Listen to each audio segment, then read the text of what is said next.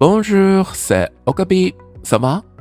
皆さんどうもこんにちは、オカピです。お元気ですか？ミニスタフランス語基本単語編14回目の今回は自然を表す言葉と仲良くなりましょう。さあ、これからフランス語、日本語、フランス語、フランス語の順で紹介していきます。何回も動画を繰り返してご覧いただき、声に出してぜひたくさんの単語と仲良くなってくださいね。それではスタート。La nature 自然 La nature La nature La mer 海 La mer La mer La plage 浜辺 La plage La plage La côte 海岸 La côte La côte La montagne 山 La montagne La montagne La rivière 川 La rivière La rivière Le fleuve 海に注ぐ川 Le fleuve Le fleuve Le lac 湖 Le lac Le lac La forêt 森 La forêt La forêt Le bois 林 Le bois Le bois La colline 丘 La colline La colline L'île 島 L'île L'île La plaine 平野 La plaine La plaine さあ、いかがでしたか？もう仲良くなれている単語もありましたか？さあ、ここからはミニ練タイムです。フランス語は日本語に、日本語はフランス語にさっと言い換えてみてくださいね。準備はいいですか？それでは、スタート。Le bois 林山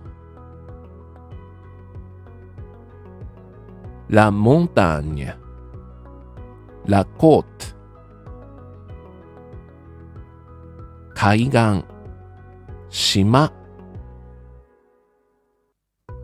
L'île La nature 自然森 La forêt Le fleuve 海に注ぐ川海 La mer Le lac 湖浜辺 La plage La colline 丘平野 La plaine La rivière 川海に注ぐ川 Le fleuve L'île 島湖 Le lac La montagne 山林 Le bois La plage 浜辺川